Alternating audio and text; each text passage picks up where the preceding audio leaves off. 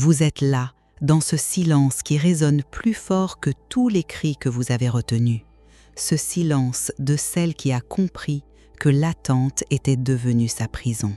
Vous savez de quoi je parle, n'est-ce pas? Cette sensation de vide dans la poitrine quand le téléphone ne sonne pas. Cette douleur sourde qui vous traverse quand vous réalisez que vous avez passé des années à guetter un regard, une validation, un signe qui ne viendra peut-être jamais. Combien de fois avez-vous arrangé votre emploi du temps autour de quelqu'un d'autre? Combien de fois avez-vous retenu votre souffle en attendant qu'il réponde à ce message? Combien de fois avez-vous étouffé vos propres désirs, vos propres rêves pour vous conformer à ce que vous pensiez qu'on attendait de vous? Cette femme qui attend, elle vit dans un état de suspension perpétuelle. Elle existe dans les entre-deux, dans les peut-être, dans les si seulement. Elle s'est construite autour du manque, autour de l'absence. Son identité même dépend de ce qui lui échappe. Mais il y a quelque chose qui remue en vous aujourd'hui. Une rage sourde peut-être, ou simplement une fatigue profonde de cette danse éternelle où vous mendiez l'attention, l'amour, la reconnaissance. Cette fatigue de vous voir dans le miroir et de ne plus reconnaître celle que vous étiez avant de vous perdre dans l'attente de l'autre. Vous sentez cette colère monter, n'est-ce pas? Cette colère sacrée de celle qui réalise qu'elle a donné son pouvoir à des ombres, à des promesses qui ne se matérialisent jamais. Cette colère de comprendre que vous avez vécu en retenant votre respiration, en retenant votre vie. Car c'est cela, l'attente, une forme de mort lente. On meurt un peu chaque jour quand on place sa joie entre les mains de quelqu'un d'autre. On s'efface graduellement quand on fait de sa propre existence un appendice de celle d'autrui. Mais voilà le paradoxe magnifique. Le jour où une femme cesse d'attendre, le jour où elle reprend possession de son territoire intérieur, quelque chose de titanesque se produit. L'univers lui-même tremble, pas par peur, mais par respect. Car enfin, elle devient une force de la nature. Vous êtes ici parce que cette transformation gronde en vous. Vous êtes ici parce que quelque part, dans les profondeurs de votre être, vous savez que votre temps d'attente touche à sa fin. Et cela fait peur, terriblement peur, parce que ne plus attendre signifie assumer pleinement qui vous êtes. Êtes-vous prête à découvrir ce que Carl Jung appelait l'individuation? Êtes-vous prête à rencontrer cette femme en vous qui n'a besoin de personne pour exister pleinement? Carl Jung disait « Celui qui regarde vers l'extérieur rêve, celui qui regarde vers l'intérieur se réveille. » Et vous, combien d'années avez-vous passé à rêver les yeux ouverts, fixant l'horizon en espérant que votre salut viendrait de l'extérieur? La femme qui attend est prisonnière de ce que Jung appelait la projection. Elle projette sur l'autre sa propre complétude, sa propre capacité à être heureuse. Elle fait de l'autre son Dieu personnel, celui qui détient les clés de son bonheur. Mais Jung nous enseigne quelque chose de révolutionnaire. Ce que nous cherchons chez l'autre existe déjà en nous, dans les profondeurs de notre psyché. Quand une femme attend, elle vit dans ce que la psychologie jungienne nomme l'identification à l'anima négative, cette partie de nous qui se définit par le manque, par l'incomplétude. Elle devient l'éternelle Perséphone, enlevée aux enfers de sa propre création, attendant qu'un héros vienne la sauver. Mais voici la vérité que Jung a découverte dans les méandres de l'inconscient humain. Personne ne peut vous sauver de vous-même. Personne ne peut combler ce vide que vous ressentez parce que ce vide n'est pas un manque, c'est un espace sacré où votre vraie nature attend de naître. La douleur que vous ressentez en ce moment, cette souffrance de l'attente, c'est votre psyché qui vous supplie de rentrer chez vous, de rentrer en vous-même. Jung l'appelait l'appel de l'individuation, ce processus par lequel nous devenons enfin qui nous sommes, sans masque, sans adaptation à l'autre. Vous savez ce qui se passe quand une femme cesse d'attendre? Elle cesse de projeter sa lumière sur l'autre et cette lumière retourne en elle. Soudain, elle devient magnétique, non pas par calcul, mais par authenticité. Elle dégage cette énergie rare de celle qui s'appartient totalement. L'univers tremble parce qu'il reconnaît en elle une force primordiale, celle de l'être humain qui a cessé de mendier l'amour et qui a commencé à l'incarner. Jung parlait de ces moments où l'individu accède à ce qu'il appelait le soi, cette partie de nous qui est complète, entière, sacrée. Cette transformation ne se fait pas sans douleur. Il faut traverser ce que Jung nommait la nuit noire de l'âme, ce moment où l'on réalise que l'autre ne viendra pas nous sauver, que nous devons devenir notre propre héros. C'est terrifiant et libérateur à la fois. Aujourd'hui, nous allons explorer ensemble comment vous pouvez passer de cette femme qui attend à cette femme qui rayonne de sa propre lumière. Comment vous pouvez devenir cette force de la nature que l'univers entier respecte. Dans les profondeurs de votre psyché, plusieurs archétypes se battent en ce moment même. Il y a d'abord la sombre, cette partie de vous que Jung décrivait comme tout ce que nous refusons d'être. Votre sombre, c'est cette femme indépendante, cette guerrière, cette force brute que vous avez enfouie pour plaire, pour être acceptable, pour correspondre à l'image de la femme douce et disponible. Votre sombre hurle en silence. Pourquoi l'as-tu abandonnée pour devenir cette mendiante d'amour ?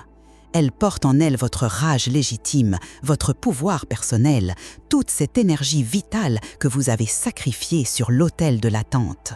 Puis, il y a votre animus, cette partie masculine intérieure que Jung décrivait comme notre capacité d'action, de décision, de direction. Quand une femme attend, son animus s'affaiblit. Elle devient passive, réactive, dépendante des humeurs et des choix de l'autre. Son animus blessé la chuchote. Tu n'es pas capable seul, tu as besoin qu'on te guide, qu'on te choisisse. Mais regardez ce qui se passe quand l'animus se réveille. La femme cesse d'être un satellite gravitant autour de l'autre et devient son propre soleil. Elle prend des décisions sans demander la permission. Elle trace sa route sans attendre qu'on lui indique la direction. L'archétype de la mère intérieure, elle, a été déformé. Au lieu de vous nourrir, elle vous affame. Elle vous répète que vous n'êtes pas assez, que vous devez mériter l'amour, que votre valeur dépend de votre capacité à être choisi. Cette mère intérieure empoisonnée vous maintient dans un état d'enfance émotionnelle perpétuelle. Ce que vous prenez pour de l'amour, souvent, ce ne sont que des projections. Vous ne l'aimiez pas, lui, vous aimiez ce qu'il symbolisait. La sécurité que vous n'avez jamais eue, la validation que vous refusez, le père qui ne vous a jamais vraiment vu. Vous étiez amoureuse de vos propres blessures reflétées dans ses yeux. Imaginez votre attente comme un fleuve. Vous vous êtes noyé dans ce fleuve, porté par un courant qui ne menait nulle part. Mais un fleuve peut changer de cours. Quand vous cessez d'attendre, vous ne stoppez pas le fleuve, vous le redirigez vers vous-même. Cette énergie immense que vous déversiez vers l'extérieur retourne irriguer votre propre jardin intérieur. Pensez au feu maintenant. L'attente, c'est un feu qui consume sans réchauffer. Il brûle vos rêves, vos projets, votre estime de vous-même. Mais le jour où vous cessez d'attendre, ce même feu devient forge. Il vous transforme, vous sculpte, fait de vous quelque chose de plus dur et de plus précieux. Votre blessure devient cicatrice sacrée, non pas une marque de faiblesse, mais la preuve que vous avez survécu, que vous avez traversé l'épreuve et que vous en êtes ressorti différente, plus forte, plus vraie. Cette transformation, Jung l'appelait la mort de l'ego, suivie de la renaissance du soi authentique. Vous devez accepter de laisser mourir cette version de vous qui mendiait l'amour pour laisser naître celle qui l'incarne naturellement. Maintenant, nous allons transformer cette compréhension en action concrète. Parce que comprendre sans agir, c'est rester prisonnière de vos propres insights. Premier exercice, la lettre à votre moi attente. Prenez une feuille et écrivez une lettre à cette femme en vous qui a passé tant d'années à attendre. Commencez par « Ma chère moi qui attendais ». Dites-lui tout ce que vous ressentez, la colère pour le temps perdu, la compassion pour sa souffrance, la gratitude pour les leçons apprises. Puis brûlez cette lettre, regardez la fumée s'élever et dites à voix haute « Je te libère, je nous libère ». Deuxième exercice, la ligne du temps de votre renaissance. Dessinez une ligne horizontale. À gauche, marquez « Celle qui attendait », à droite, « Celle qui rayonne ». Placez-vous sur cette ligne. Où êtes-vous aujourd'hui? Quelles sont les étapes qui vous restent à franchir? Cette ligne n'est pas un jugement, c'est une carte de votre territoire intérieur. Maintenant, fermez les yeux. Je vais vous guider dans une visualisation puissante. Imaginez-vous dans un temple ancien, vos propres mains tenant une coupe remplie de cette énergie que vous donniez à l'autre. Cette coupe déborde de votre attention, de votre amour, de votre temps, de vos rêves. Vous la tendiez toujours vers l'extérieur, vers des ombres qui la refusaient ou la prenaient sans reconnaissance. Maintenant, dans ce temple sacré, retournez cette coupe vers vous. Buvez profondément de votre propre essence. Sentez cette énergie dorée couler en vous, remplir chaque cellule de votre être. Vous n'avez plus soif de l'extérieur parce que la source coule en vous. Exercice du miroir de vérité. Ce soir, placez-vous devant votre miroir, regardez-vous dans les yeux et dites « Je ne t'abandonnerai plus jamais, tu n'as plus besoin d'attendre, je suis là ». Répétez jusqu'à ce que vous le ressentiez dans vos os.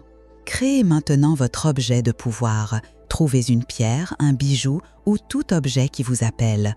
Tenez-le dans vos mains et insufflez-y cette intention. Je suis complète, je suis ma propre source. Gardez cet objet avec vous. Quand l'envie d'attendre surgit, touchez-le et rappelez-vous qui vous êtes vraiment. Exercice de transformation de l'espace. Regardez autour de vous. Qu'est-ce qui dans votre environnement vous rappelle votre temps d'attente? Cette place que vous gardiez libre pour l'autre, cette décoration choisie pour plaire. Changez quelque chose aujourd'hui même. Réappropriez-vous votre espace. Que votre environnement reflète qui vous devenez, pas qui vous étiez. Enfin, l'exercice de la respiration souveraine.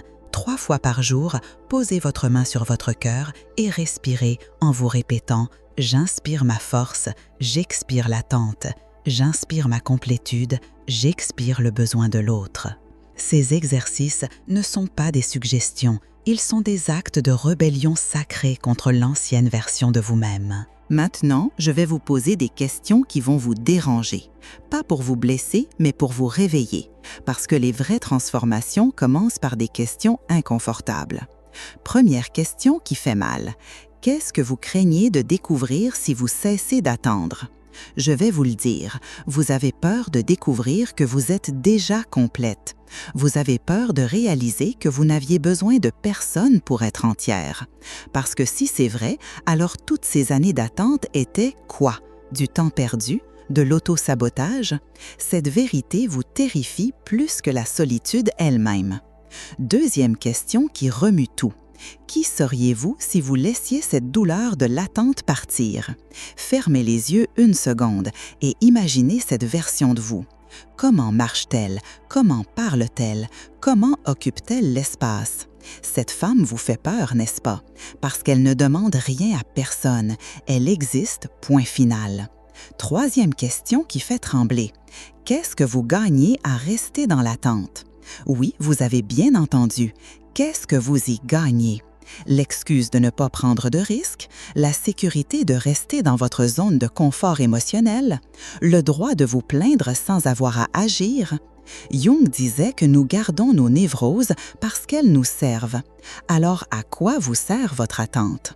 Quatrième question qui dérange. Êtes-vous prête à être détestée pour votre authenticité plutôt qu'aimée pour votre faux self? Parce que c'est exactement ce qui va se passer. Quand vous cesserez d'attendre, quand vous cesserez d'être disponible émotionnellement pour tout le monde, certaines personnes ne vont pas apprécier. Êtes-vous prête à perdre des relations qui ne vous nourrissaient que par votre don de vous-même? Cinquième question qui révèle tout. Si vous saviez avec certitude que personne ne viendra jamais vous sauver, que feriez-vous différemment dès demain matin? Arrêtez de fuir cette question, c'est la plus importante, parce que personne ne viendra, jamais, et c'est la plus belle des nouvelles. Sixième question qui libère. Qu'est-ce que vous vous interdisez de vivre en attendant? Quel rêve avez-vous mis sur pause? Quel voyage avez-vous reporté? Quelle passion avez-vous étouffée? Votre attente n'est pas juste passive, elle est destructrice. Elle dévore votre vie pendant que vous regardez ailleurs. Septième question qui transforme. Êtes-vous prête à être votre propre refuge? Pas juste intellectuellement, mais viscéralement. Êtes-vous prête à vous réveiller le matin et à être contente de passer la journée avec vous-même? Êtes-vous prête à être votre propre meilleure amie, votre propre amante, votre propre source de joie? Et la dernière question, celle qui change tout.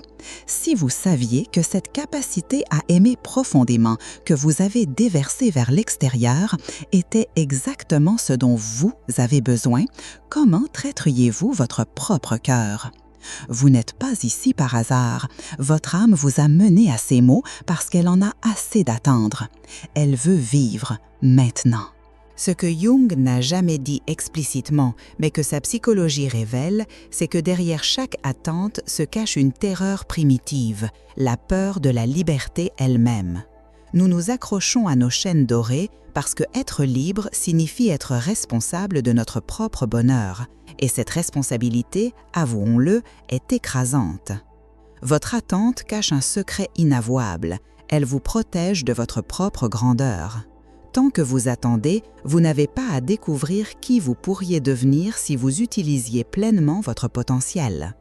L'attente est une prison confortable où vous n'avez pas à affronter vos propres capacités illimitées. Il y a en vous une force que la psychologie moderne appelle la volonté de sens, cette pulsion profonde qui vous pousse à créer du sens, même dans la souffrance. Mais vous avez détourné cette force noble. Au lieu de créer du sens à partir de votre propre existence, vous cherchez du sens dans l'attention de l'autre.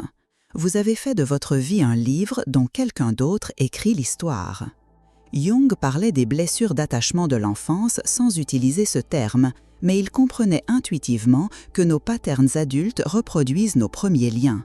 Cette façon que vous avez d'attendre ressemble étrangement à cette petite fille qui attendait que papa rentre du travail, que maman arrête d'être distante, que quelqu'un enfin la voie vraiment. Vous reproduisez inconsciemment cette dynamique avec chaque personne dont vous attendez quelque chose. Votre besoin de validation externe cache une carence d'acceptation de soi que vous traînez depuis l'enfance. Vous cherchez chez l'autre cette acceptation inconditionnelle que vous ne vous donnez pas à vous-même. Mais voici le paradoxe, plus vous la cherchez à l'extérieur, moins vous la développez à l'intérieur. Il y a aussi cette peur névrotique de l'abandon qui vous fait préférer une relation toxique à l'absence de relation. Vous avez développé des stratégies inconscientes pour éviter d'être abandonné, mais ces mêmes stratégies, l'attente, la disponibilité excessive, l'effacement de soi, créent exactement ce que vous redoutez.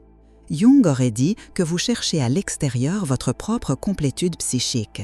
Mais chaque grand thérapeute de l'histoire humaine a découvert la même vérité sous des angles différents. Le salut vient de l'intérieur. Votre capacité à être heureuse, aimée, épanouie ne dépend de personne d'autre que vous. Cette force intérieure qui vous pousse vers la croissance, cette pulsion de vie qui refuse de se contenter du médiocre, c'est votre vraie nature qui se rebelle contre l'attente. Elle sait que vous êtes faite pour créer, pour briller, pour exister pleinement, pas pour végéter dans l'espoir que quelqu'un vous remarque. L'univers tremble quand vous cessez d'attendre parce qu'il reconnaît enfin votre vraie puissance, celle d'un être humain qui a trouvé en lui-même tout ce qu'il cherchait ailleurs. Jung appelait individuation ce processus sacré par lequel vous devenez enfin vous-même. Pas la version de vous que les autres attendent, pas celle que vous pensez devoir être, mais celle que vous êtes dans votre essence la plus pure. Et ce processus commence exactement là où vous êtes maintenant, dans cette fatigue profonde de l'attente. L'individuation n'est pas un concept abstrait, c'est une transformation alchimique qui se passe dans vos cellules, dans votre façon de respirer, dans votre manière d'occuper l'espace.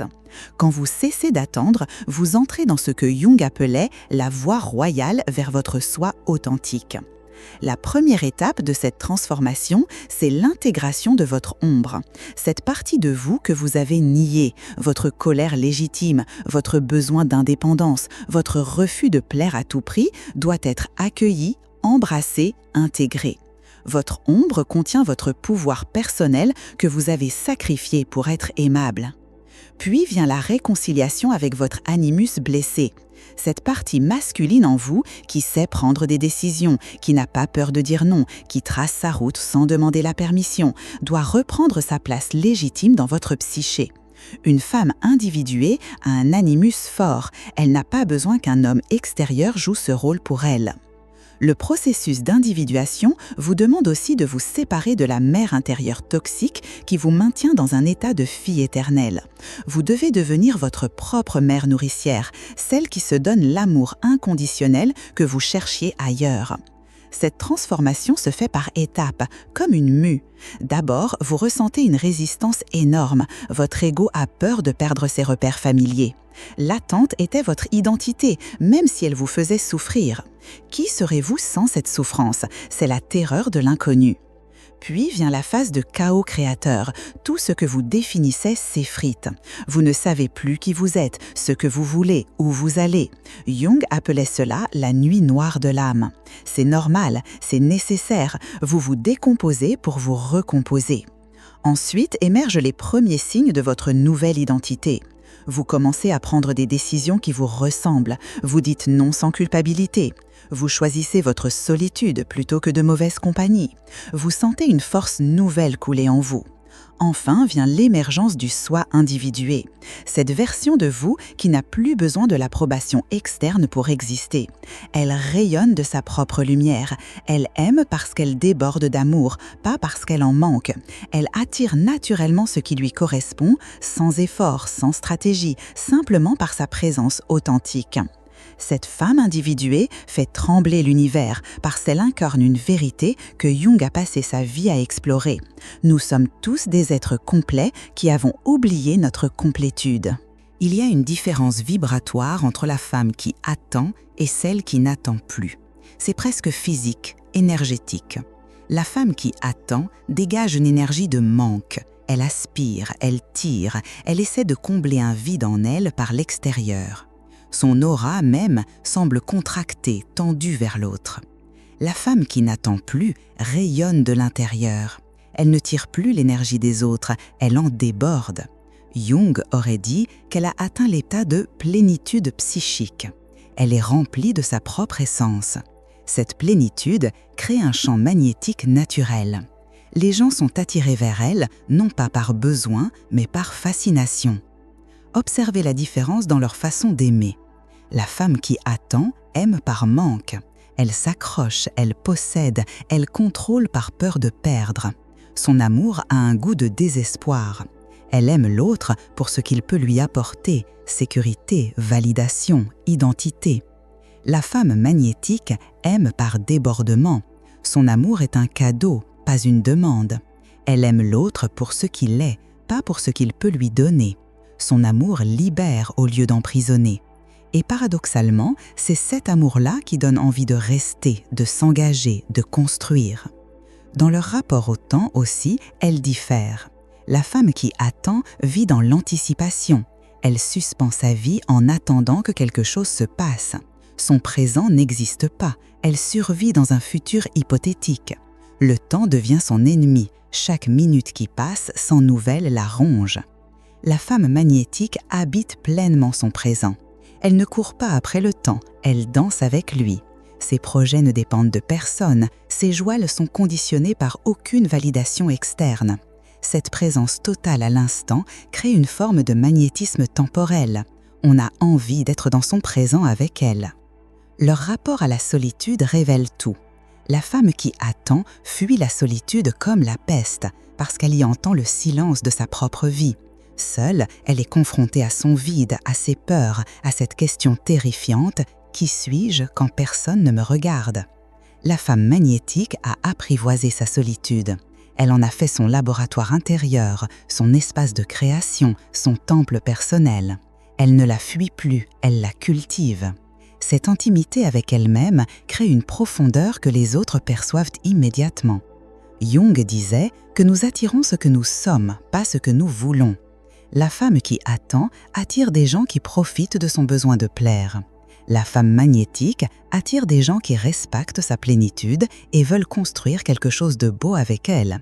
L'une mendie l'amour, l'autre l'incarne. L'une court après les autres, l'autre les inspire à grandir. L'une vit dans la peur de perdre, l'autre dans la joie de partager. Et cette transformation de l'attente au magnétisme, c'est exactement ce qui fait trembler l'univers. Vous sentez déjà les résistances monter en vous, n'est-ce pas? Cette voix sournoise qui vous chuchote. Et si tu te trompais? Et si tu finissais vraiment seul? Et si cette force que tu ressens n'était qu'une illusion? Ces résistances, Jung les connaissait bien. Il les appelait les gardiens du seuil, ces forces psychiques qui nous maintiennent dans nos patterns familiers, même destructeurs. La première résistance, c'est la culpabilité. On vous a appris qu'une femme bien doit être disponible, compréhensive, patiente. Cesser d'attendre vous semble égoïste, cruel envers ceux qui comptent sur votre disponibilité émotionnelle. Cette culpabilité n'est pas la vôtre, c'est celle qu'on a implantée en vous pour vous maintenir dans le rôle de la donneuse éternelle. La deuxième résistance, c'est la peur de l'inconnu. Votre souffrance dans l'attente est familière, prévisible. Vous savez comment gérer cette douleur, vous l'avez apprivoisée. Mais qui serez-vous sans elle? Cette terreur de l'inconnu vous fait préférer un enfer connu à un paradis inexploré. La troisième résistance, la plus sournoise, c'est l'addiction à l'intensité émotionnelle de l'attente. Ces montées d'adrénaline quand le téléphone sonne, ces montagnes russes entre espoir et déception, c'était votre drogue. Vivre sans cette intensité artificielle vous semble fade, ennuyeux. Mais voici ce que Jung a découvert. Traverser ces résistances, c'est exactement le passage initiatique vers votre vraie puissance. Chaque résistance vaincue vous rend plus forte, plus authentique, plus magnétique. Pour traverser la culpabilité, rappelez-vous cette vérité. Vous ne pouvez donner véritablement que ce que vous possédez. Si vous vous videz de votre substance en attendant les autres, vous n'avez plus rien d'authentique à offrir. Prendre soin de vous d'abord n'est pas de l'égoïsme, c'est de la responsabilité spirituelle. Pour traverser la peur de l'inconnu, Jung vous dirait « Ce que vous craignez le plus contient exactement ce dont vous avez besoin pour grandir. Votre peur de la solitude cache votre capacité à être votre propre compagnie. Votre peur de l'indépendance cache votre force naturelle. Pour traverser l'addiction à l'intensité artificielle, découvrez l'intensité authentique de votre propre vie. La création, la passion pour vos projets, l'émerveillement devant votre propre transformation, cette intensité-là nourrit au lieu d'épuiser. La traversée finale, c'est accepter de mourir à qui vous étiez pour naître à qui vous êtes vraiment. C'est un passage obligé, une mort symbolique suivie d'une renaissance. Jung l'appelait « solve et coagula », dissoudre l'ancien pour cristalliser le nouveau. Cette mort de votre ancien moi n'est pas une perte, c'est une libération. Vous ne perdez pas une partie de vous, vous retrouvez votre totalité. Nous voici arrivés au bout de ce voyage intérieur. Et je veux que vous ressentiez quelque chose de précis en cet instant. Cette femme que vous étiez quand vous avez commencé à lire ces mots, elle n'est plus tout à fait la même que celle qui lit ces lignes maintenant. Quelque chose en vous s'est réveillé, quelque chose d'irréversible. Jung disait « Votre vision devient claire quand vous regardez dans votre cœur. Celui qui regarde vers l'extérieur rêve, celui qui regarde vers l'intérieur se réveille. Vous venez de vous réveiller, et un réveil, cela ne peut pas être annulé. Cette force qui monte en vous, cette impatience nouvelle face à tout ce qui vous diminue, cette lassitude profonde de mendière pension, c'est votre âme qui reprend possession de son territoire. C'est votre vraie nature qui refuse désormais les compromis qui vous tuent à petit feu. Vous n'êtes plus la femme qui se contente des miettes, vous n'êtes plus celle qui arrange sa vie autour des humeurs de l'autre, vous n'êtes plus celle qui retient son souffle en attendant un message. Cette version de vous appartient au passé. La femme que vous devenez ne demande plus la permission d'exister pleinement. Elle ne justifie plus ses choix, ses besoins, ses limites. Elle n'explique plus pourquoi elle mérite l'amour. Elle l'incarne naturellement. Cette transformation que vous vivez, c'est exactement ce que l'univers attendait de vous. Votre éveil fait partie d'un mouvement plus grand, cosmique. Chaque femme qui cesse d'attendre et qui reprend son pouvoir personnel contribue à l'élévation de la conscience collective. Vous faites trembler l'univers parce que vous incarnez une vérité révolutionnaire, une femme complète, entière, qui n'a besoin de personne pour briller. Votre simple existence défie tous les systèmes qui comptent sur votre dépendance émotionnelle. Alors maintenant, si ces mots ont résonné en vous, si vous sentez cette transformation gronder dans vos entrailles, je veux que vous écriviez dans les commentaires ces mots de pouvoir. Je suis mon propre refuge et je ne dépends plus de personne pour exister. Écrivez-le non pas pour moi, mais pour sceller cette promesse que vous vous faites à vous-même, pour que l'univers entier entende votre déclaration d'indépendance émotionnelle. Et je vous laisse avec cette question qui va vous accompagner longtemps. Maintenant que vous savez qui vous êtes vraiment, qu'allez-vous créer de magnifique avec cette force retrouvée? Vous n'êtes pas ici par hasard. Votre âme vous a guidé vers ces mots parce qu'elle était prête à entendre cette vérité. Vous êtes courageuse, vous êtes puissante et surtout, vous êtes libre. L'univers tremble et c'est pour vous faire de la place.